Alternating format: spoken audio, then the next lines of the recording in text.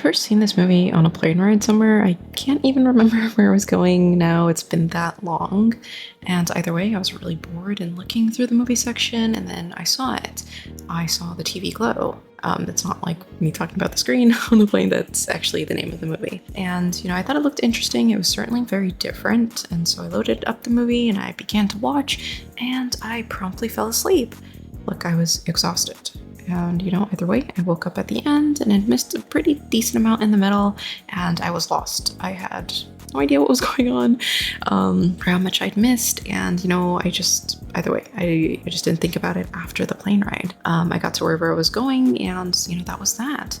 And it wasn't until I saw the movie on the free section movie on YouTube that, I even thought about it again, and memory just kind of hit me that, oh yeah, I'd seen this, even, if it was vaguely. And so, I put it on again, I watched, and I was amazed that I had slept through it. The story follows a young boy named Owen. We don't know anything about him at the beginning other than the fact that he looks pretty sad and lonely.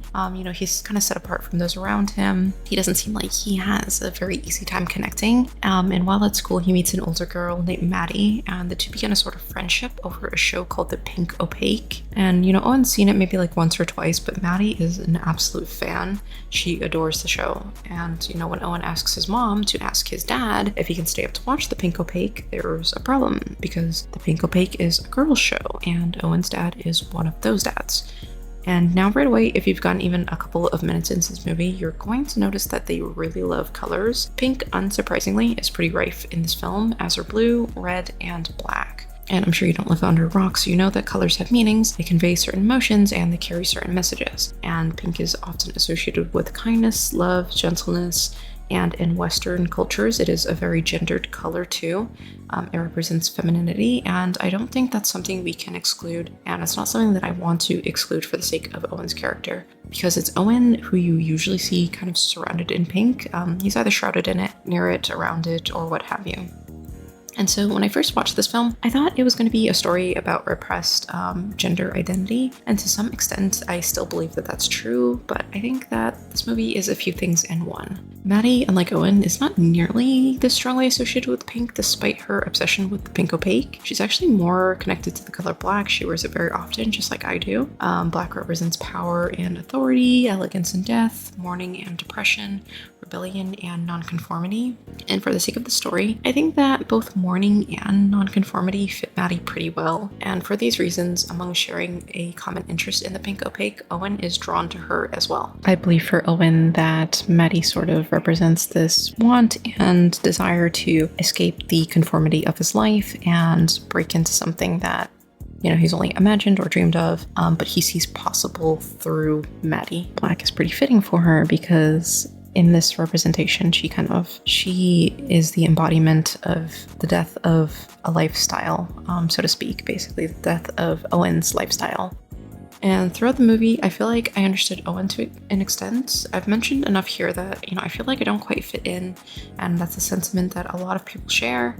Yet, I saw signs of depression in Owen too. Like, he's moving through life as a passenger and one that can barely be bothered to engage with the trip. He's there to sort of just follow everyone else to a destination, even if he doesn't like what that destination is. There's the scene where Maddie and Owen speak on bleachers, and Owen mentions how he feels like someone's just taken a shovel and hollowed him out, and he feels it, he knows it, and he's kind of just scared to check and see what's missing or even see what's left. And the people around him seem to catch on to this, this feeling too, that something is wrong with him. Yet they just never speak about it, and life kind of just goes on. And to me, I felt that was pretty relatable, hearing him speak in that scene. Maddie, meanwhile, doesn't share these same thoughts, but she does liken him to a character in The Pink Opaque named Isabel. And I'm not going to spoil the whole movie because I do believe wholeheartedly it's worth watching. So from here on out, you're just going to have to take my word on whatever else I say. And so alongside gender discovery and depression, the villain of The Pink Opaque is literally called Mr. Melancholy, for crying out loud. There's also another message expressed over and over and over again. And it's this fear that you can just waste your life away in conformity, in routine, and something you hate. And you hate it too. You know that there's something wrong. It's slowly suffocating you, but you remain where you are because considering anything else just is insane, or it feels insane. And it feels scary, and you're just simply not ready to take that leap of faith despite confronting reality once or twice and seeing the depths of your own quiet despair. You just convince yourself to love something that you hate. You convince yourself that everything is fine when it's not. You make excuses while there's still time and mourn when time runs out. I think this is what happens when you spend so long denying some fundamental truth about yourself that, this denial becomes your entire life at a certain point. Because Owen isn't actively miserable every second. He's not like screaming or crying. Like, he goes to school, he gets older, gets a job, he gets a family, he speaks to people, he does what he's supposed to do on paper. And, there's still a horror behind it all. It's no different, at least to me, from being a cattle born, raised, and processed in a slaughterhouse. You go through all the steps, but, you're still in a slaughterhouse. And, I think that, again, there's real horror there and quiet sadness that grows into this unshakable routine of just wake up, work, go home, sleep, rinse, repeat. And, years pass without anything horrible happening this way, but, nothing also feels real and nothing feels memorable or even cherished at the same time. It's complacency. And, you just tell yourself maybe next year, maybe when I have more money, maybe when I'm older, maybe when I'm braver, and then boom, like 10 years pass. You never do what you said you would. You can't even keep your own word to yourself, and that eats away at you too. And I think Mr. Melancholy represents this voice that tells you to stay where you are because changing would be difficult, embarrassing, or even impossible in your mind. And the longer you stay in a life that doesn't fit, the harder it becomes to imagine another one. But survival isn't living. Those two are not synonymous, And by the time you realize that you've spent years performing this version of yourself that you're not happy with, instead of actually being yourself, the grief is almost unbearable because you can never get those years back. And I think that's really sad because to me, there's nothing more haunting than looking back at a time like that. It's one of those things that once it's gone for good, and there's nothing you can do to rectify it. And while the movie kind of ends in a sort of bleak way, I think that, there's still messages throughout, little hints here and there that, it tries to encourage you. It says that, time isn't running out. There's still time to do this and that.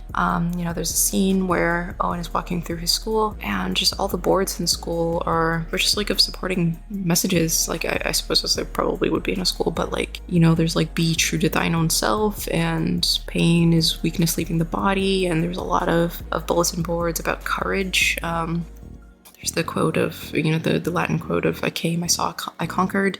There's just a lot of that. And so I think that, yeah, that's true. That's true to the whole film. It's true to life. You don't get anything unless you take that leap of faith and see if the jump was worth it. But I think we do owe it to ourselves to definitely ask these questions, definitely consider the paths that we're taking. I do believe that, time should be spent not entirely focused on money. I don't think that that's the main thing that keeps life going around. It's just paper. You can't take it into the grave with you, unfortunately. But yeah, I do wish everybody luck, as always. I thank everybody for watching this video. Please be kind to yourselves, as always. Thank you for taking the time to even sit down and listen to my voice again. I really do appreciate everyone who does engage with this sort of content. That gives me the time of day. It really does mean a lot to me. So yes, thank you. Again, please take care of yourselves. It's getting crazy out there. And yeah, thank you and goodbye.